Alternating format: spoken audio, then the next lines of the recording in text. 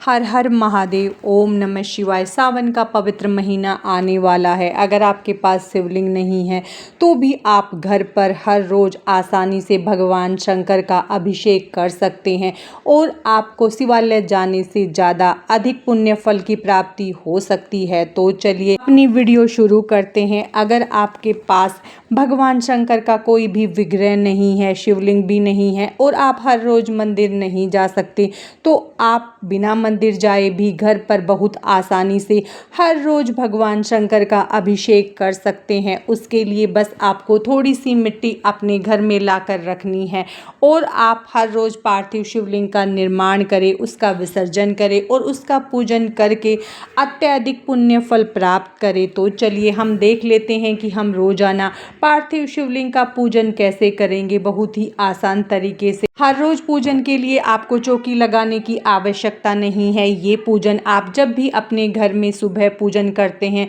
उस समय कर सकते हैं या आप शाम के समय अपने घर में जब पूजन करते हैं तब भी आप इसको कर सकते हैं।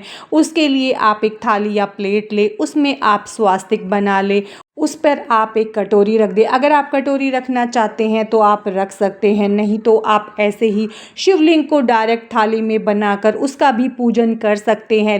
लेकिन आप कटोरी रख लेंगे, उसके ऊपर हम शिवलिंग को रखेंगे तो हम पूजन अच्छे से कर सकेंगे और हम अपने भगवान का हम श्रृंगार भी अच्छे से कर सकते हैं। उसके बाद आप रोज़ाना पूजा के लिए थोड़ी सी मिट्टी अपने घर में लाकर रख ले और आप पूजन से पहले शिवलिंग तैयार कर ले या फिर आप पहले भी शिवलिंग तैयार कर रख सकते हैं। बस आपको ध्यान रखना है कि शिवलिंग बनाकर उसको बेलपत्र पर रखें। बेलपत्र पर रखने के बाद शिवलिंग पर थोड़े से अक्षत आप डाल दें ताकि इस शिवलिंग के निर्माण का और पूजन का पूरा फल आपको प्राप्त हो। इसलिए आप अक्षत जरूर से इसके ऊपर डालें। उसके बाद हम एक दीपक जला लेंगे। आपको अलग से ऐसे दीपक जलाने की आवश्यकता नहीं है। आप घर के मंदिर में जो भी दीपक जला रहे हैं, घर के मंदिर के सामने बैठकर भी आप ऐसे पूजन कर सकते हैं। आप छोटा सा शिवलिंग बना रहे हैं तो आपके मंदिर में जगह है तो इस थाली को आप अपने मंदिर में रखकर भी इस तरह से पूजन कर सकते हैं।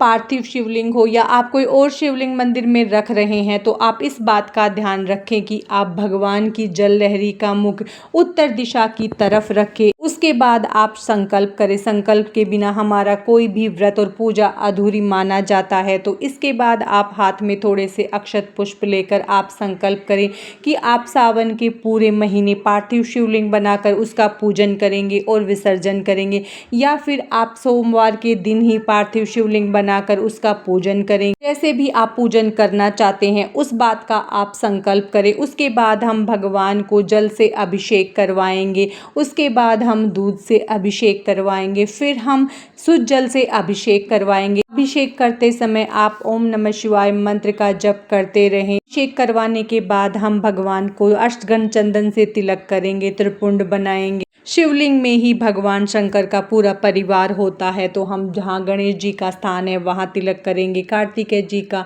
तिलक करेंगे, उसके बाद माता गौरी का जहाँ स्थान है वहाँ तिलक करेंगे, अशोक सुंदरी को तिलक करेंगे। फिर हम सभी को तिलक करने के बाद आप चाहें तो जनेऊ भी समर्पित कर सकते हैं। आप सावन के पहले दिन पूजन कर रहे हैं तो पहले दिन जनेऊ समर्पित करें, बाकी दिन आप वस्त्र स्वरूपी कलावा अर्पित करें और सावन के आखिरी दिन आप जनेऊ समर्पित कर दें। इस तरह भी कर सकते हैं या सिर्फ आप वस्त्र स्वरूपी कलावा समर्पित करें। हर रोज़ आपको वस्त्र स्वरूपी कलावा अर्पित करना है। उसके बाद हम थोड़े से अक्षत समर्पित करेंगे, जनेऊ समर्पित करेंगे। उसके बाद हम बेलपत्र लेंगे। बेलपत्र का हम पीछे वाला भाग तोड़ देंगे और उस पर हम चंदन से टीक लेंगे। बेलपत्र आपको अगर रोज़ नहीं मिलते तो आप जो बेलपत्र अर्पित कर रहे हैं उन्हें धोकर दोबारा इस्तेमाल कर सकते हैं। बेलपत्र को 6 महीने तक बासी नहीं माना जाता। अगर आपको हर रोज़ बेलपत्र मिल जाते हैं तो आप हर रोज़ भगवान पर एक बेलपत्र जरूर अर्पित करें। आप चंदन से बेलपत्र पर हर रोज़ राम नाम लिखकर भी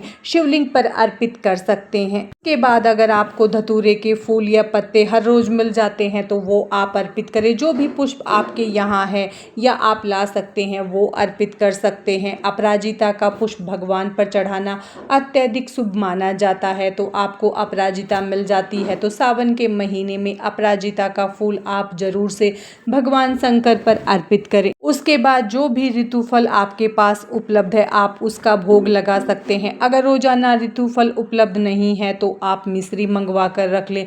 रोज़ भगवान को आप मिश्री का भोग लगाएं और फिर उस भोग को परिवार के सदस्यों में बांट दें। उसके बाद हम कुछ न कुछ दक्षिणा अर्पित करेंगे। दक्षिणा आप 100, 50, 10, 20 ले सकते हैं या आप 1-2 के सिक्के भी ले सकते हैं। जो आप अर्पित करना चाहें वो अर्पित करें। पूरे सावन के महीने अगर आप हर रोज़ शिवलिंग का अभिषेक कर रहे हैं तो दक्षिणा अर्पित करते जाए और उन्हें इकट्ठा करते जाए।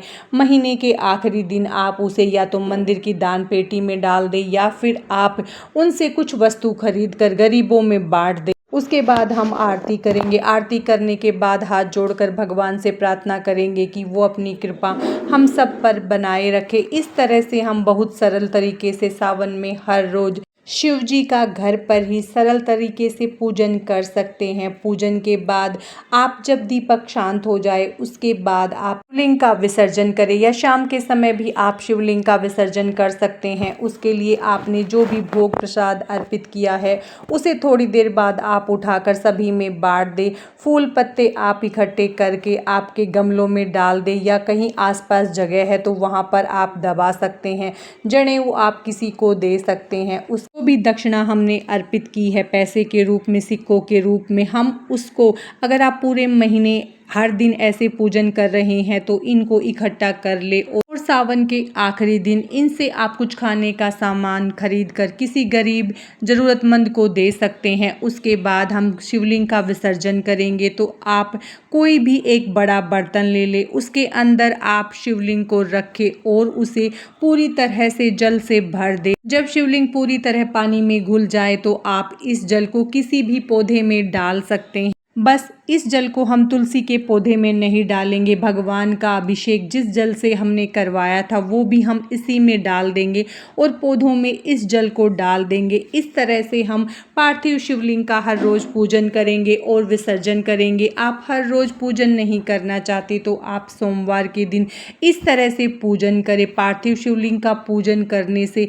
1000 गुना पुण्य फल की प्राप्ति होती है। आपके पास शिवलिंग भी नहीं है और आप हर रोज़ शिवालय भी नहीं जा सकते हैं तो भी आप घर पर शिवालय से ज़्यादा पुण्य फल प्राप्त कर सकते हैं सिर्फ एक पार्थिव शिवलिंग बनाकर और उसका पूजन करके। आज की इस वीडियो में बस इतना ही। हर हर महादेव। राधे राधे।